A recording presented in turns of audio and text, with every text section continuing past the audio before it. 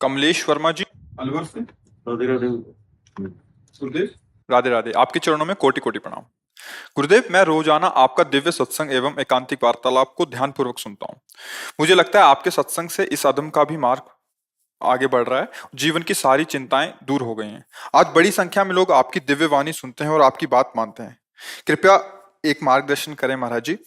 महाराज जी, मेरी वेदना यह है कि घरों में जैसे जैसे दीपावली की साफ सफाई होने लगती है तो लोग घरों में नई सजावट आदि करते हैं, किंतु घरों से देवी देवताओं की पुरानी या खंडित छवि, भगवान की पुरानी तस्वीरों को मंदिर से बाहर निकाल के पीपल आदि के पेड़ के आसपास रख देते हैं। वहां खुले में गंदगी में देवी देवताओं की छवि या तस्वीरों की दुर्दशा देखकर मन बहुत दुखी होता है। महाराज जी, इसमें समाज के लिए आपका हाँ एक निर्देश। हाँ, बिल्कुल। जो भगवत विग्रह चाहे किसी देवी के हों, देवता के हों, ये हमारे पूज्य हैं, हमारे पूज्य रहे हैं। खंडित हो जाने पर भी वो हैं तो हमारे ही प्रभु के ना। तो अगर हम उनको विसर्जन करते हैं, तो जैसे गंगा जी हैं, यमुना जी हैं, या कभी तीर्थराज प्रयाग या कहीं जो भगवत स्वरूप धाम के समीप जो तीर्थ आदि हैं, उनमें कोई न कोई पावन नदी रहती है। जैसे अयोध्या जी तो सरयू जी विराजमान। तब तक आप उनको घर में सम्मान पूर्वक रखिए, जब तक आपकी तीर्थ यात्रा न हो। आप जिस तीर्थ में जहाँ पावन नदी है वहाँ उनको सम्मान से प्रवाहित कीजिए।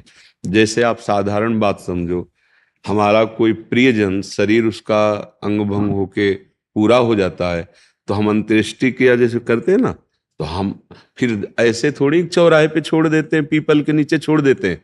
कोई पधार जाए तो ऐसे छोड़ देते हैं क्या? उनको दफनाते हैं, उनको प्रवाहित करते हैं, या उनको अग्नि प्रदान करते हैं। तो हमारे प्रभु के जो श्री विग्रह हैं, तो जैसे यमुना जी हैं, गंगा जी हैं, ये भगवत स्वरूप हैं।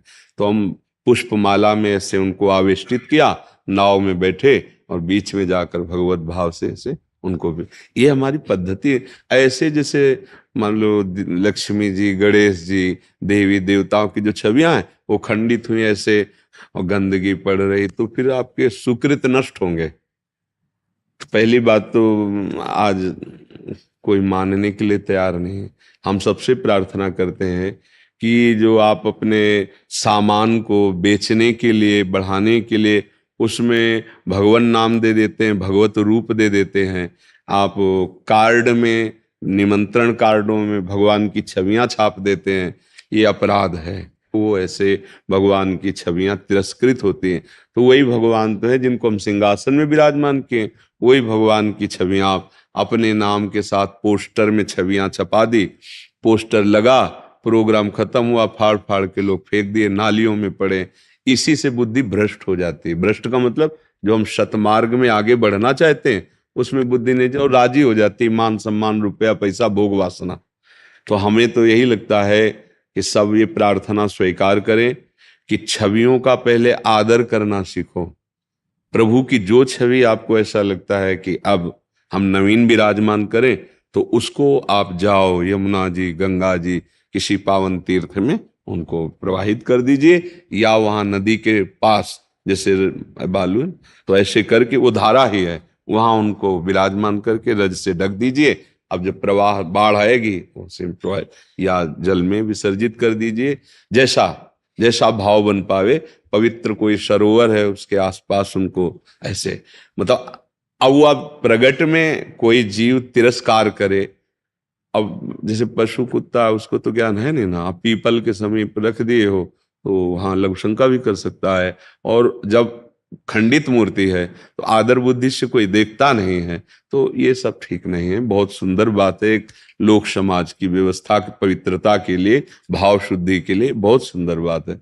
जो भी छवि घर में विराजमान है, जब आपको उनको विसर्जित करना है तो किसी पावन नदी का आश्रय ले, आसपास वहां रज खोद करके उनको विराजमान कर ऊपर रज डाल दे, प्रणाम करे।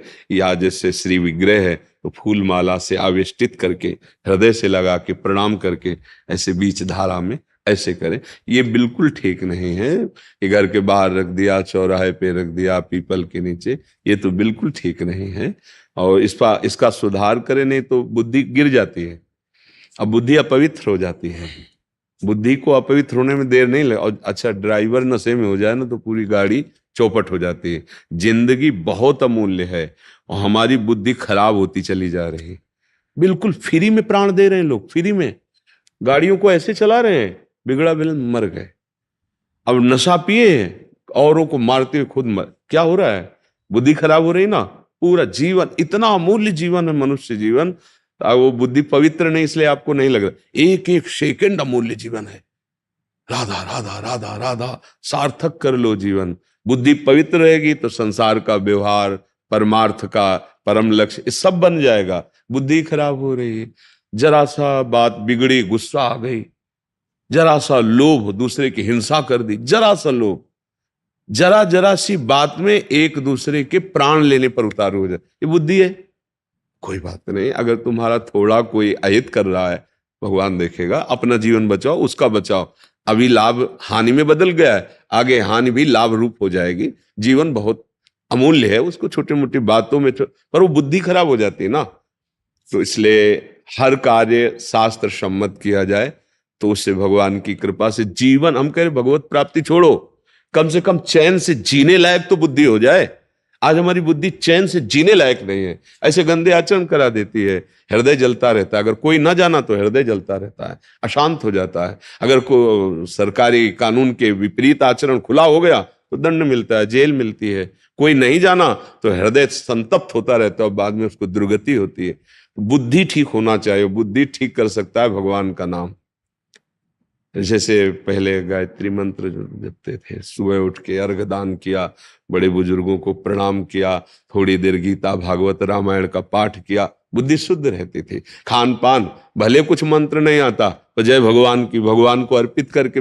अब देखो क्या तरीका आ गया है, जूता पहने, ना स्नान किया है, ना पवित्रता का बोध, बस पशु की तरह पेट भरना है, इन किन प्रकार धन कमाना है और वासनाओं का खेल खेलना है, ये जीवन रह गया है। तो बहुत सुंदर बात है। प्रभु को देखो, मानी संख्या से सवाल हल हो जाता है। स्कूल में जब थे तो मानी संख्या से सवाल, ये संसार का सवाल हल हो जाएगा, मानी संख्या। हमने माना ही हमारे भगवान है, मान लिया। कहीं भी मान लो, कहीं भी मान लो, छूट है। आप किसी में भी मान लो, हमारा ये तो धर्म की महानता है। आप किसी पशु में मान लो, किसी वृक्ष में मान लो, आप किसी ईंट पत्थर में मान लो, क्योंकि हमारे भगवान सर्वत्र है ना। मैं मानो तो बस जोर के मान लो, वहीं से भगवान प्रकट हो जाएंगे। बड़े बड़े संतों के चरित्र आते हैं, कह दिया कि ये भगवान हैं, और भांग का सिलबट्टा था धन्ना जाट को, वो मान लिए, गुरुदेव ने कहा ये भगवान, उसी में भगवान से हम सुंदर के दर्शन हो गए। प्रहलाद जी को नारद जी ने कहा तो सर्वत्र भगवान है, ऐसा अनुभव करो, खंबे से नरसिंह भगवान प्रकट हो गए। मान लो।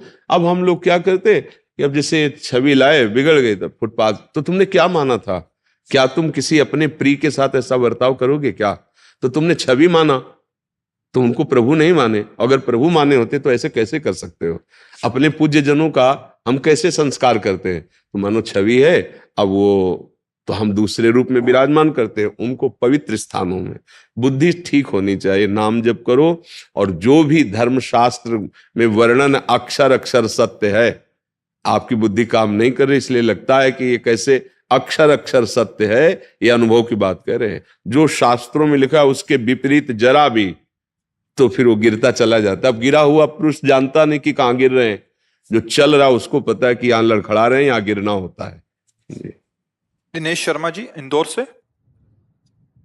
राधे राधे महाराज जी।